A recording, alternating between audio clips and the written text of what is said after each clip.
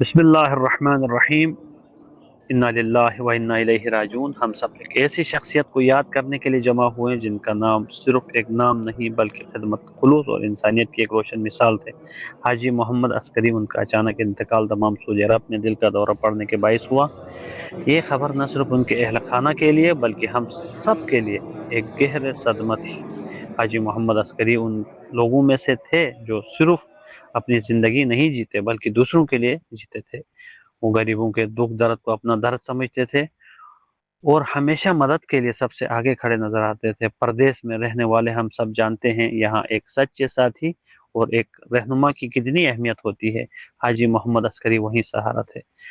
وہ ہر نئے آنے والے کو راستہ دکھاتے، ہر پریشان حال کی ہمت بنتے اور ہر ضرورت مند کے لیے آسانی پیدا کرنے کی کوشش کرتے تھے۔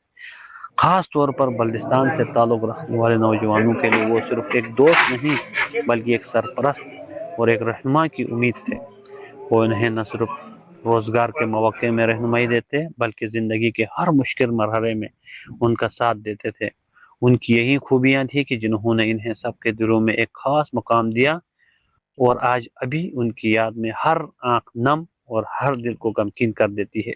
ان کی یاد میں قرآن خوانی کا اہتمام کیا گیا، جہاں دوست، احباب، عزیز اور کمیونٹی کے افراد نے شرکت کی، تلاوت قرآن پاک کی گئی اور حاجی محمد عسکری کے لیے دعائیں مغفرت کی گئی۔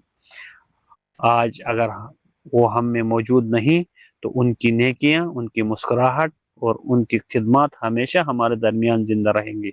آئیے ہم سب مل کر دعا کریں، یا اللہ حاجی محمد عسکری کی مغفرت فرما، ان کے درجات بلند فرما، انہیں جنت الفردوس میں اعلیٰ مقام عطا فرما اور ان کے اہل خانہ کو صبر و جمیل عطا فرما، اور ہمیں توفیق دے کہ ہم بھی ان کے نقش قدم پر چلتے ہوئے انسانیت کی خدمت کا یہ سفر جاری رکھ سکیں۔ آمین یا رب العالمین۔